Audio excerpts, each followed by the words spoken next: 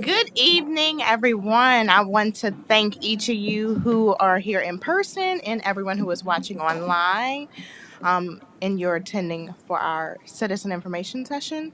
My name is Desiree Patrick, and I'm the Community Relations Director here for Harnett County. So, again, I want to thank each of you for coming tonight. I want to start off and apologize that one of our departments are not able to make it tonight, which is workforce development. However, I do have their slides and I have a bunch of information out on the table outdoors. And if you do have specific questions about workforce development, let me know and I can make sure that they get in touch with you. But as I stated, my name's Desiree and I am going to have our county manager, Brent Trout, give a welcome.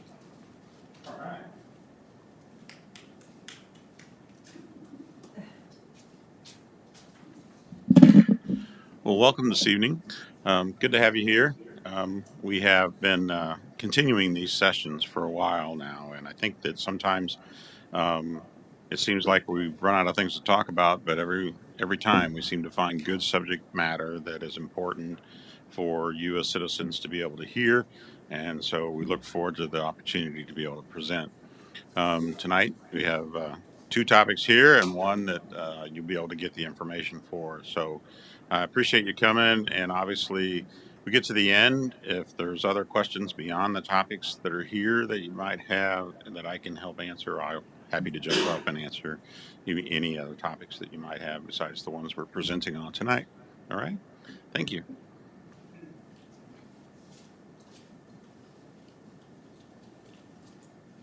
Thank you, Brent. Before I have Claire come up, I just want to go over some ground rules. If you guys could silence your phones or put it on vibrate, one or the other, so as we're presenting, we don't have any interruptions. Also, please be respectful when we're speaking or people are asking questions, just one at a time. I'm actually going to do something different than what we have done in the past. And when you do have a question, if you can come up to the podium, because I've noticed in the past when we just bring the mic to your seat, the people online can't see who's asking the question. And sometimes the camera is here and no one is here. So people online can't see anything that's going on. And also, if we could do one question at a time, just because I want to make sure that everyone at least gets one of their questions asked. So I know some people, they may have 5 questions that they want to ask. At least if you can ask one, someone else comes up and then we can proceed. If you do have more, you can come back up. Also, I addressed all that. So, a little bit about me. My office is a public information office. I handle all of our marketing, communications, our social media platform, our website, and a bunch of newsletters that we handle. Just to make you guys aware, our Board of Commissioners, they meet every first and third Monday of the month. The first Monday is at 9 a.m., and the third Monday is at 6 p.m., and it's here in this meeting room. The only time that we will not have a meeting on a Monday is if it's a holiday or a special occasions or such, and we will communicate that information. Also, if you are unable to watch our Board of Commissioners meetings, I do a recap, which is usually less than 5 minutes that summarize what occurred during the meeting, because I do want to give you guys the opportunity to still know what's happening here in Harnett County, and what's going on with our Board of Commissioners and things that are just going on in general. And then if you guys have any other ideas on how I can reach you, maybe if you're not on social media or if you don't get your newsletters in the Harnett Regional Water Bill or you don't stop here to get newsletters or such, let me know. I am open to learn and to figure out new avenues and new channels to reach you guys. So I'm always open. My contact information is on our website, which is www.harnett.org, and it's the public information page. I did want to also provide some updates with you that you can see on the screen here. If you did not know, Medicaid has expanded their coverage and they are now covering individuals between the ages of 19 and 64 with higher incomes. So if you don't know that, you can share that information with others as well. Right now, we have launched our comprehensive land use plan survey. So this just went live a few weeks ago. If you have not completed it, please do so. I believe I have a QR code on the newsletters that you all have. We have a bunch of stuff on our website and social media, so we want to hear from you. We truly do. We want to know the things that you like, the things that you don't like, things that you may want to see, things that maybe we can approve, and such. So I recommend each of you guys to go on and complete that. It's not a long survey, and it even allows you to pinpoint areas that you think may need some improvement, some neighborhoods, some roads, and such. Also, if you're not aware, our Register of Deeds department, they do offer a free service for fraud notification. So this is a service where you will sign up, you will put your name, either if it's first, middle, and last, first, last, any other government names that you may go by, and our Register of Deeds department will notify you if something is, um, if it is like registered in their department. So they'll alert you to let you know of that information. And then our Harnett Regional Water, effective March 1st, which is tomorrow, they will be changing the disinfections in their water for the month of March until April 1st because this is a maintenance that is required by the state. So I do want to let you guys know that as well. And then also, if you did not know, we are now partnering with Alliance Health, and they are our new local management entity, managed care organization for behavioral health. So they have had a town hall here in Lillington a few weeks ago. Our next town hall will actually be in March, Monday, March 11th, I believe, in Western Harnett County at our Ben Haven Community Center. So if you are free that day and you want to learn more about Alliance Health and about mental health services, come out, tell someone else, and invite them as well, and you can join us then. And then we are also looking for volunteers for our spring litter sweep, which will be happening from April 1st to April 26th. If you are interested in cleaning up some of the litter that is around, if you have a particular road, let us know. As I said, we're looking for volunteers. And I will pass the mic to Claire from Board of Elections. Thank you.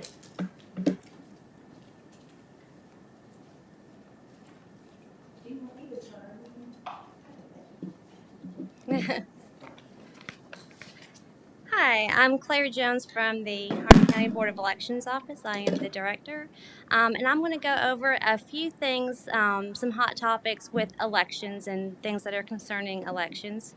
And again, if you have any questions, make some notes, and at the end, you can certainly ask those. We'll be around. All right. So the first thing I want to talk about really quickly is voter registration. So we're well into our primary already. So the voter registration deadline has passed. But prior to the voter registration deadline, you can check your voter registration. You can check your voter registration online or through our website to verify that your registration is still active and that you are at the same address that you currently are living. And you can also look at your sample ballots. A person does not need to re-register for every election, but it is definitely a good idea to check your registration and make sure it's up to date. That way, when you go to vote, you're not bogged down by doing any updates or changes of that nature. If you do happen to miss a voter registration deadline, Harnett County and actually all of North Carolina does allow registration during early voting. Now you can register and vote, but you will have to bring a document that has your correct address on it, some sort of government document, such as a government paycheck, a utility bill, or something of that nature. Again, if you missed the registration deadline and you're already registered, you can certainly update your information, your name, and your address. But for a primary, you cannot change your party affiliation. And that is because of that deadline and how primaries are, and we'll get into that in just a minute. Okay. Something new for this election is photo ID. So everybody who goes to vote at the primary will be asked to show photo ID. There are many different forms of photo ID, although the majority of the ones that most everybody has is an either driver's license or a DMV photo ID. But you can still use a military ID, a veteran's ID, a passport, and then the county board also issues photo ID, and that is free of charge for anybody that needs one. And we do have station here today. So if you do not have a photo ID, you can certainly get one before you leave here tonight. If you know anybody who needs a photo ID, have them reach out to us and we can certainly get them set up where we can send one for them. The photo ID will be asked at the voting sites, but they're only verifying the photo and the name for the photo ID. So as long as that name is substantially similar to your registration and the photo is substantially similar to you in person, then there are no issues. The state board does have a really good video, and so I want to show that to you because it kind of shows you what the process is going to look like and what to expect when you go to vote. And Ben's got that for me right there. Will be required to vote in North Carolina. For most voters, this will simply mean showing their North Carolina driver's license at the polls. There are many other identification options that voters can use to vote.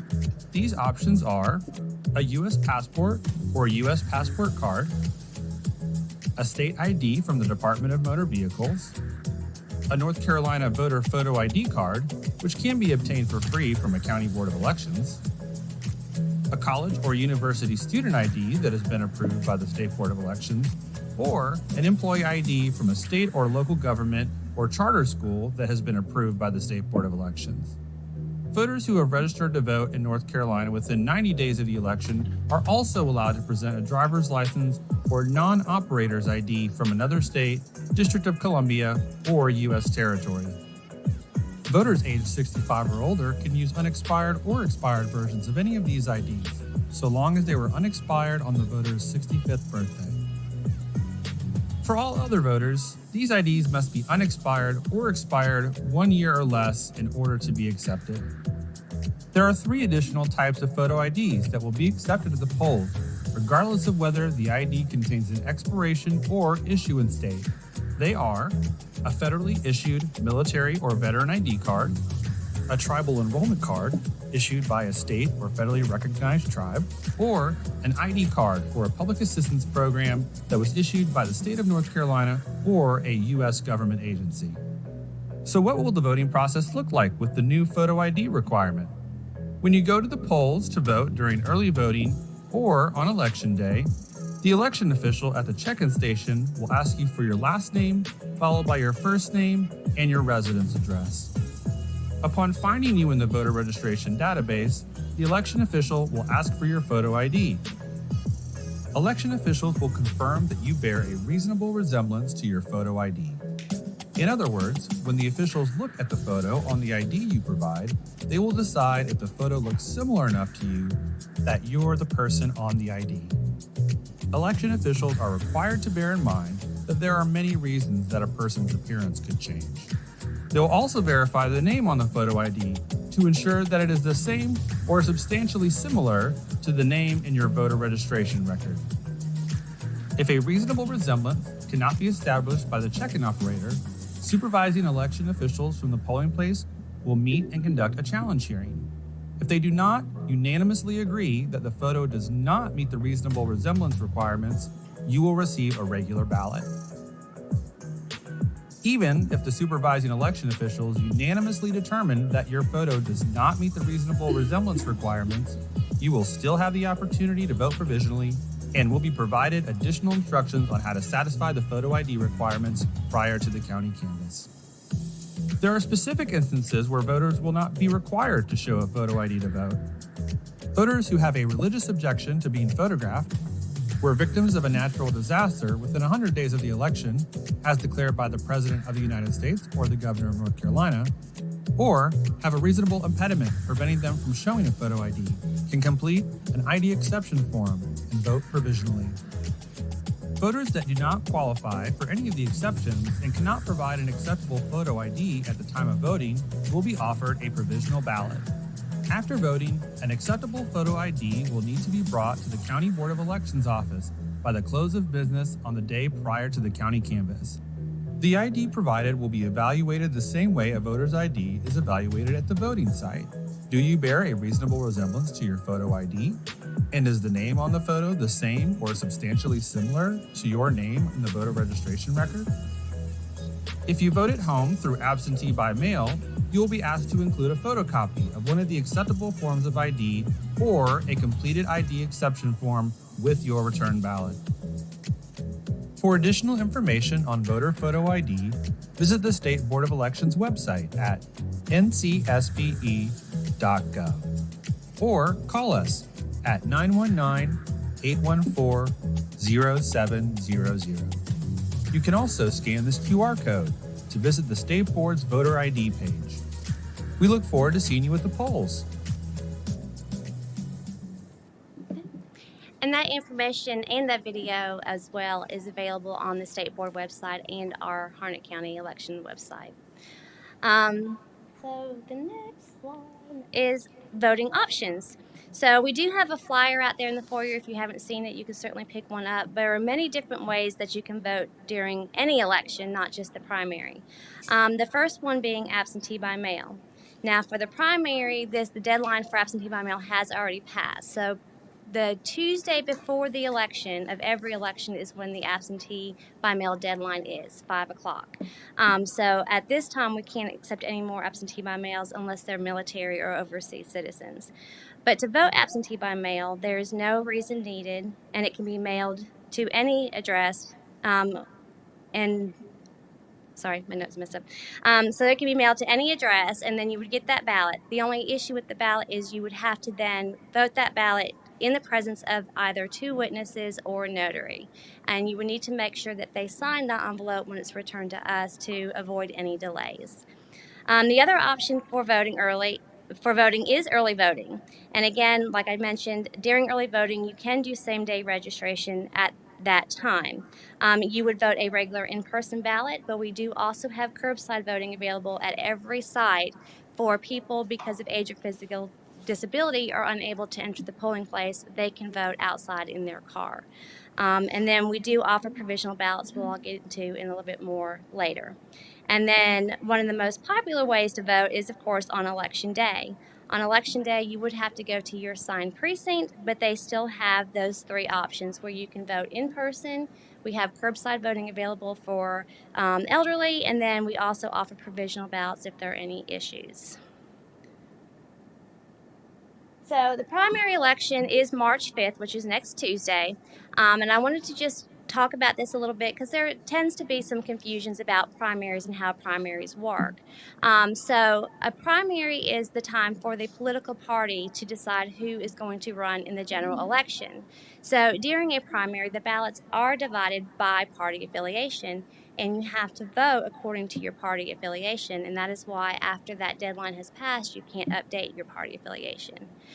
So if a political party has more than one candidate running for a single seat, they need to reduce it to one candidate prior to the November election. If the party already has just one candidate, they will not appear in the primary. They will move straight on to the general election. So that is why if you look at our sample ballots, the Democratic ballot is going to look a lot different than the Republican ballot, depending on how many people filed for those seats. Ballots are determined by a voter's physical address and their party affiliation. So for this election, we do have a large number. We have 44 different ballot styles. And so it's really important, if you want to see this in advance of going to vote, go to our website, look up your voter registration, and it will show you exactly what your ballot style is so you can be prepared before you go to vote. Now, unaffiliated voters may choose any one party ballot. So if you are registered unaffiliated and you go to vote, the election worker will ask you what your party selection is. For this election, you can select between a Democrat, Republican, or a Libertarian ballot, but you can only select one. A lot of times people are unaffiliated, they come out to vote and they think they can have all of them, but for a primary, that's not how that works. So you have to choose one. So again, utilize the app, go look up your registration, and it will tell you what your 3 options are, and you can actually look at those sample ballots and be prepared before you get out to the polling place. And then, of course, the candidate with the most votes in the primary will move on to the general election ballot. And so during the general election, when you vote, you will have both parties on your ballot, and they'll all look similar as long as you're in the same district. But, of course, different districts will make different ballots look different. All right, so provisional ballots. I'm going to talk about this for just a minute. When I created this slide, one of my staff people said they thought this picture looked scary. And I kind of wanted it to look scary because it's a provisional ballot. When you go to vote, you don't expect to have to do a provisional ballot. And going through that process can seem kind of scary because you want to go in, you want to get your ballot, you want it to go to the machine. But there are some times where a provisional ballot is needed. So if there's something up with your address, they can't locate your address, you've recently moved, it could be a number of reasons why a person at the check-in station cannot find your name. But by voting a provisional ballot, you still get to vote that day. Then it comes to our office and we can research the issue and hopefully correct it to where your ballot will count. So this is a fail-safe for you to still be able to vote, because if something happened, and we'll just say human error, and they just couldn't find you, you don't want to leave and not have the opportunity to vote. So a provisional ballot is the way to really fail safe and to let it go to another set of eyes to review to see if that can't be something that we can correct in the office and then allow that ballot to count. So when the ballot does not go in the machine, it will go in the envelope. It does come back to our office. Staff does all the research. We check our records. We check DMV records. We have lots of things. We check with other counties to verify your registration. And then we make a preliminary determination as to whether that ballot should count or not. But ultimately, the decision is with the Board of Elections. They will also review that. They will review the evidence, the research, and then they'll make the final determination.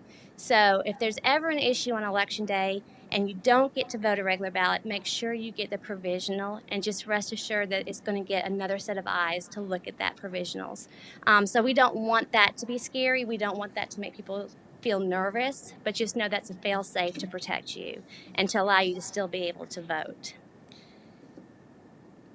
Now, before I end, I feel like I do need to touch on election security measures a little bit. We know we hear all over the news about election security, and I just want to highlight a few topics just to give people some rest to know that we do have security measures in place with elections. And just a few examples are laptops are not connected to the internet, Bluetooth, and they're Wi-Fi disabled. So when you go to the polling place to vote and they're looking your information on that laptop, just know that laptop's not connected to anything. It's completely standalone.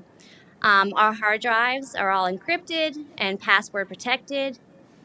Our reporting computer and our ballot machines are never plugged into a network. We have restricted access to our laptops, our computer, our ballots, machines, everything is restricted. And then everything we do is done with a bipartisan team. So we have a bipartisan team that tests our voting equipment. We have a bipartisan teams that work at the sites. When we do hand counts or any sort of audits, we always have a bipartisan team. For those of you not familiar with that term, a bipartisan team means that everything we do, we have a Democrat and a Republican present at that time. So we always have both sides seeing and observing everything. Most of our meetings and all of our processes are open to the public. So you are free to come to our meetings. You're free to come to our machine testings. Just go to our website and all that information is on there. It's open for you guys to observe as well. We use tamper evidence seals in our ballot bags and our ballot machines. And then the last line I think is the most important. Audits. From day one, before the first ballot's ever counted or cast, we are auditing. We are auditing our inventories. We're auditing our machines. We audit our voter history. We audit our ATVs, our authorization to vote forms. So we are constantly from day one to 2-3 weeks after the election auditing. So there are a lot of security measures in place. And what I like to always add for anybody who is curious and or questions the election, sign up to be an election worker, because that is like the best way to learn that process. You'll see firsthand the security, you'll see firsthand the process behind it, and then everything we do after the election as far as auditing and recounts, we bring those election workers in to help us.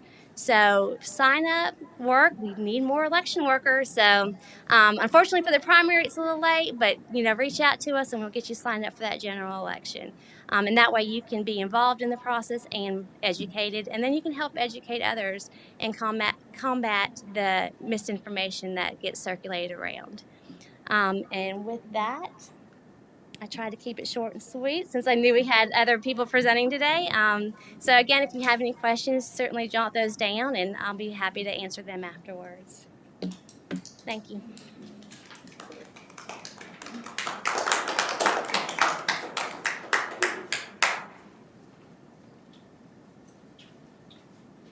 Good evening. I'm Christine Wallace. I'm the tax administrator here in Harnett County. And we're going to do a brief overview here of the reappraisal. We know that this is an important topic in the county and it generates a lot of questions. And I just want y'all to understand that we are here to answer those questions as we go through this process. So this will be very brief. I know Desiree said we had about 15 minutes and I could probably do an hour and a half on this alone. So we'll just go quickly through. The 26th appraisal. So what we're doing is Harnett County is, well, by state statute, we're required to conduct a reappraisal every 8 years. So each county can decide through their Board of Commissioners what that reappraisal cycle will look like. So you can, some counties have 3, 4, 5, 6, and 8 year cycles. Up until the 22 reappraisal, Harnett County had been on an 8-year cycle. So this is actually the first full cycle since we started a 4-year appraisal. So this process resets all property tax values to current market value as of January 1st of the reappraisal year, so that'll be 2026. And property tax values generally do not change from year to year. So there are exceptions for any kind of physical change, new construction, splits, land splits, recombinations, if you put an addition on your home, if you have an unfortunate weather event and you lose your home due to a tornado or fire, those create value changes. Currently, we have about 74,000 parcels in the county, and what we're trending is to be at about 77,000 parcels by 2026. So we know we've got a big job ahead of us. Our objectives. So our objectives for reappraisal is to reappraise all property in the county at 100% of its market value as defined by statute. So what does the statute say? Well, the statute says that all property, real and personal, shall, as far as practical, be appraised or valued at its true value in money. So the statute also talks about true value. So what is the true value? So true value is the price in terms of money at which the property would exchange hands between a willing buyer and seller, neither under a compulsion or duress to buy or sell, and having reasonable knowledge of the property's uses and what it's capable of being used for. So what are the steps in the reappraisal process? So there are many steps, and right now we're currently in the data collection field work. So there are staff members here that are out working daily in the field and visiting properties to ensure that the data that we collected in 2022 is either the same or has changed, and noting those changes. The next step comes neighborhood delineation. This consists of putting geographic areas within the county into a neighborhood area, and that does include rural areas in the county. When most people think of neighborhood, they think of curb and gutter, cul-de-sac neighborhood, but in the appraisal field, we look at neighborhoods by areas. So there may be a separate neighborhood for a residential neighborhood, but then we've got to pull in the rural areas in order to value them within a certain criteria. So that's where neighborhood delineation comes in. Then we go through sales analysis. Sales analysis began January 1st of this year, so we're going to review sales for 2024 and 2025. So if you're following the real estate market, you can follow along as to what to anticipate going into 26. Is that market going up? Is it going down? Or is it staying pretty steady? All right. Then becomes your land and building valuation, and that's where we dig deeper into our analysis and start putting values on these properties. Then we conduct a value review, which is basically a quality control process that we have in the office, and we're looking for data errors. But 77,000 parcels, you can imagine there will be errors. in data. We're all human, so we're looking. We've got a strong regiment of quality control queries and reports that we run to verify that we've got the best data possible. Then we are anticipating those notices, like in 22, to go out in early spring of 2026, and then after that will come the appeals period. So next we'll talk a little bit about data collection, since that's what we're in right now currently. That field work began in January of 2024, and we have 6 field appraisers currently out there in the county.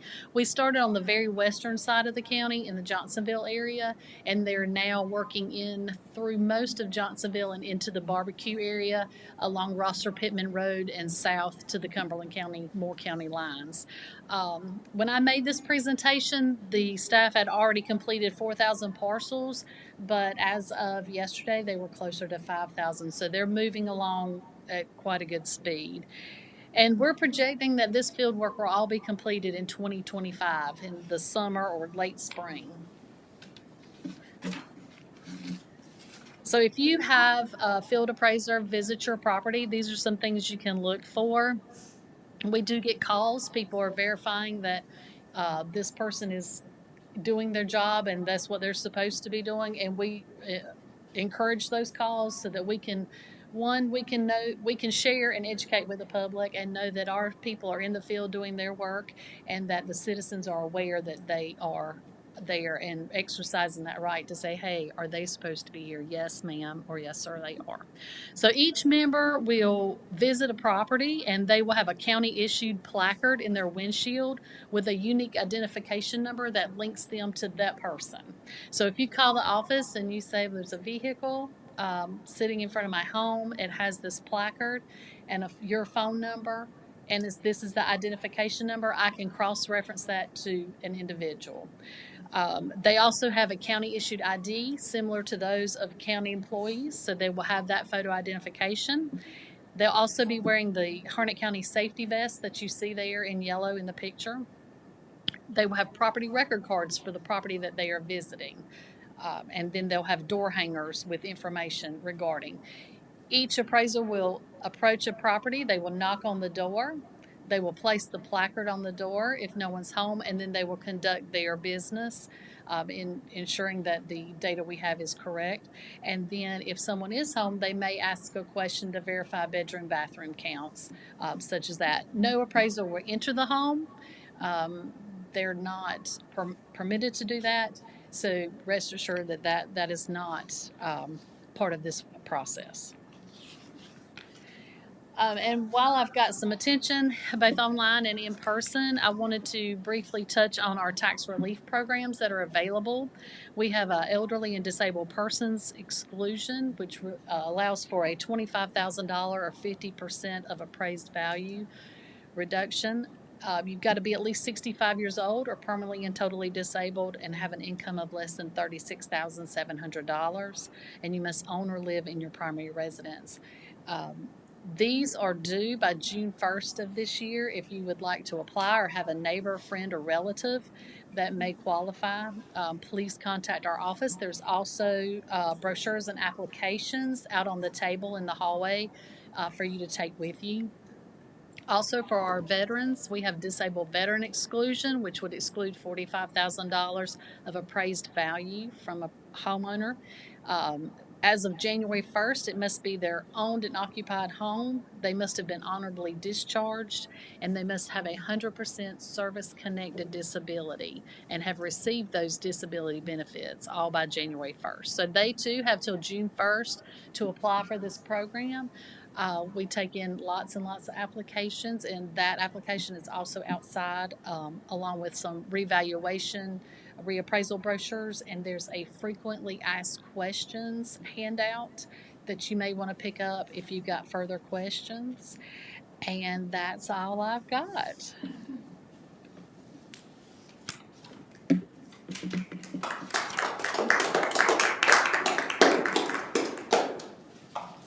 Thank you to you both. Now, I stated that our third department was workforce development, and they are unable to join us tonight, so I will cover a few of their slides just so you all can become knowledgeable about the services that they do offer here. So our workforce development, they provide services to individuals who are seeking employment, and they also offer services to employers. So the types of training services that may be provided are occupational skills training, on the job training. There's a long list, but I don't want to go over everything. And we'll have the slides online as well. So these are some of the items that they will provide services for, and they are twofold with NC Works. So it's workforce development and it's NC Works. And our Harnett County NC Works Career Center can help you find work, improve your skills, and connect you to other resources to help you prepare for interviews and make a good impression on employers. So we have various staff members there that can help you either, as it says, career assessments or learn about job fairs or workshops. They can assist you with your resumes. And if you go over to their office, which is on the other side of the river in Lillington, they can offer you free computer internet and access and free Wi-Fi, and just help you with any needs that you may have job related or career wise. So, on the employer side, when it comes to employers seeking talent, NC Works can provide services to help businesses hire more confidently. In addition to supplying employers with candidates and job market trends, NC Works can help assist candidate search as well as managing job postings and applicants. So they can help you screen and make sure that candidates are qualified for the positions. They can help you arrange different job fairs. They can help with training resources. And even if jobs are having different layoff and closures, they have prevention services for employers, and they offer so much more. And I do want to make you guys aware that, like I said, this is twofold, where it's workforce development and it's NC Works, and they're all one. All of their services are free. So I want you to know that. These are a list of partners that Workforce Development and NC Works partner with. So they have the Farm Worker Program, WOA. They work with Community Service Block Grants, HUD Employment, Local Veterans Employment, and many more. One thing that I thought it was important to touch on was their NC Works Next Gen.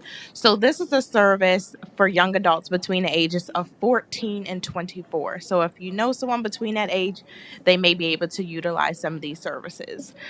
So NC Works offers things to young adults, as I would consider between 14 and 24, but it's not only their services can be utilized by a variety of age. It doesn't matter your age. But the Next Gen is just for 14 to 24. So with Next Gen, they provide assistance with obtaining a high school diploma, a 2-year associate's degree, or short-term continuing education. So they will also assist with tuition assistance, labor market information, leadership development, tutoring, financial literacy, childcare assistance, summer employment, and more. So if you know someone between the ages of 14 and 24, I also have flyers out there, and you can take one and hand them with this information. And then something that people don't know, that they also offer free interview and close. And it does not have to be only for interviews. If you got a new job and maybe you need some clothes, they offer it for men and women. So I want you guys to know that. And if you know someone, or you yourself may need some interview and clothes or professional business attire, they can assist. And they are located at 900 South 9th Street in Lillington. So that is a little about our workforce development department. Now, that concludes all of our presentations. I do want to take a few questions. And as I stated in the beginning, if you guys could come up here and state your name and ask a question. So do we have anyone who has any questions? Yes.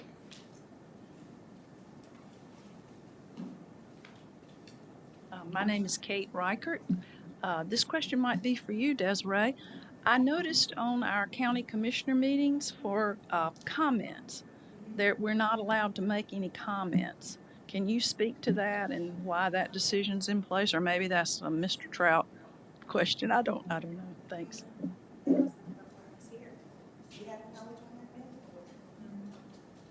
she asking about the YouTube videos? Yeah, our meetings. YouTube video also, is it? Do you know what I'm talking about? Yeah, I know. You're talking about when we have our Board of Commissioners meetings in general. The YouTube videos. And the YouTube. Well, I think primarily the reason that we don't do it is it's not a discussion platform. It's simply us presenting the meeting as to what occurred. And we know that there have been inappropriate comments that have been made during the time of the broadcast of the meeting. And so we disable that to ensure that it was simply a positive situation of being able to present the information of what the meeting was. There are a lot of other formats that they can then comment or ask questions through website inquiries or other types of things that we have available, that if they hear something from the meeting and want to know, because when the meeting's going on, individuals that are presenting on the items that are there that might be able to answer a question, if there was truly a good question that was asked during that time frame, they're presenting or not at their computer to not monitoring that's happening there. So the right person to answer the question is probably not available at the time. So, but we do have other avenues that after the meeting, a person that had a question could inquire through our website, and we can answer the question from there.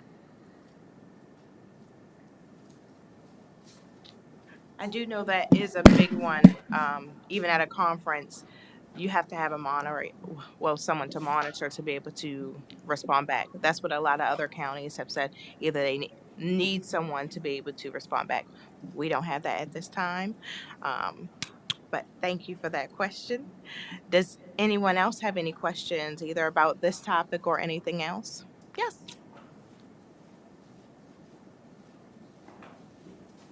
Evening. My name's Larry Mitchell. This is for the Department of Elections. I've been in the county for 14 months and trying to participate in some activities. I went online and I thought I'd like to be an election worker, and I filled out the application and sent it to the email listed on the website. I did not hear anything from it. And then I sent a second email with the application attached again, and some gentleman called and said that I had missed a training and I might be eligible for the general election. I'm not sure. But I like to see the website spell out for election workers exactly what the process is. You have to go to training, how long is the training? It might already have some of it, but just like some more information on it. Thank you.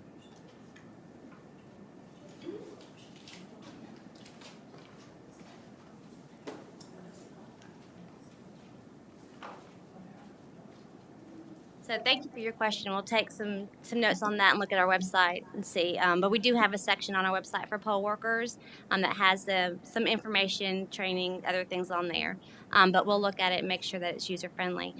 Before we leave here, let me get your name, and I'll make sure that you're on our list. So typically when people sign up for a poll worker, they get keyed into our system, and so they stay in that system until they ask to be removed.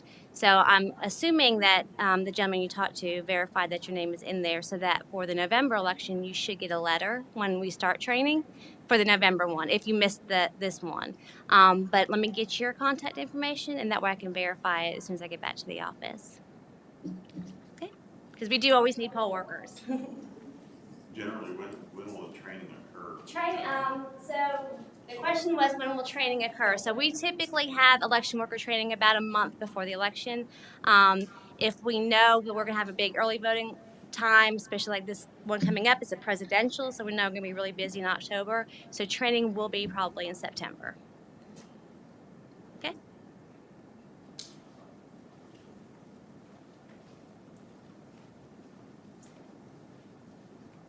Good evening. My name is Marge Morton. My question pertains to the reevaluations. You stated that the elderly and disabled exclusions have an income threshold of less than $36,000. per household. I would like to know, is that a federal level income threshold? And is that amount going to be adjusted for inflation, especially by 2026? One of the things that, and I'm part of Harnett United, we have over almost 1,000 people in there. A lot are um, seniors that had a very hard time paying their taxes. And one of the things that they complained about was the income level. And also, I would like to ask whether is that per household or is it per, individual in the home? I would imagine it's household, but just to clarify. Thank you.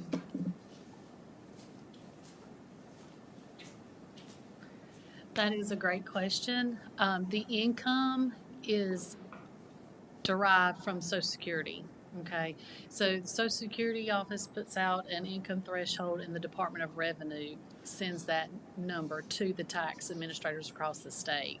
So we have seen an increase yearly based on that. There's no way to predict what that income will be. Last year it was $33,800. This year it's $36,700, and that is total income per household.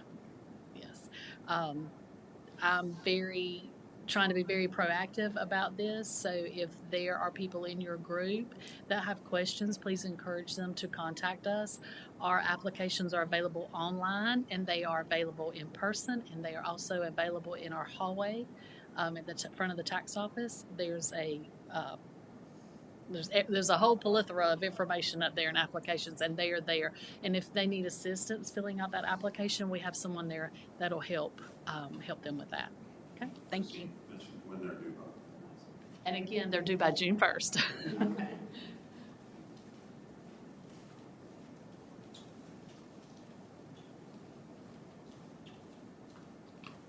Does anyone else? Oh, come on. One more. Again, my name's Larry Mitchell. This is concerning our property taxes. When I left Virginia to come here, they had two ways or two methods to figure out our taxes. One was the assessments that you talked about, and the other one was a tax rate set by the supervisors up there. Does our board here use tax rates as a part of their assessments?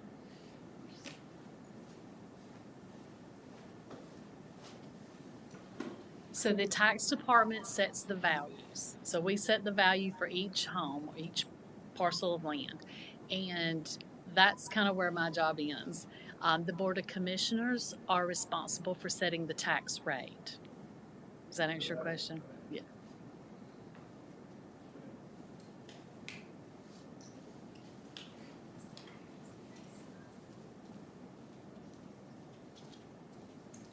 All right. Does anyone else have any questions for us? All right.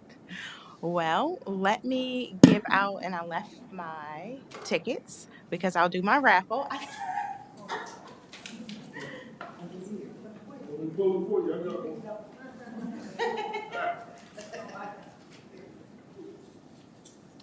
I want to again thank everyone for coming. We try to do our citizen information session once a quarter, and this is to ultimately give you guys, our citizens, information about our departments, different initiatives, our programs, our services, events, things that are happening in the county. I understand we have a lot of different departments, and each time that I do host this, I try to have 3 different departments who you may not have seen before. So as I stated, each quarter there's 3 different departments. So I hope that you guys could spread the news and let people know, hey, attend. I hope that you guys got some information from our departments today, and that you can take that information and share it with others and let people know this is what Harnett County is doing. These are what the Harnett County is offering, and just everything that we have going on, because we are working hard and we're trying to make Harnett County the best place for you, our citizens, and for me, I'm a citizen too. So let's do our first raffle ticket. My eyes are closed. Okay. So this ticket is 854594. Oh, so you can come up. I want to thank you for attending. And I may have jinxed you. I told you were going to get the winning ticket. Well, she said she was going to get the winning ticket tonight. Oh, yes. And I have one more.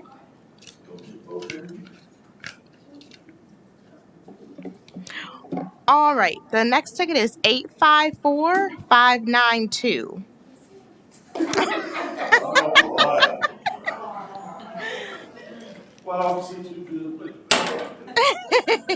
And of all three of us, you told me that. Oh, I'm sorry. It was you. Thank you. All right. So thank you guys. Outdoor, I have a March 2024 newsletter so you can know some of our events and things that are happening throughout the month. So again, thank you for joining in person and online, and I hope you all have a wonderful evening. You're welcome.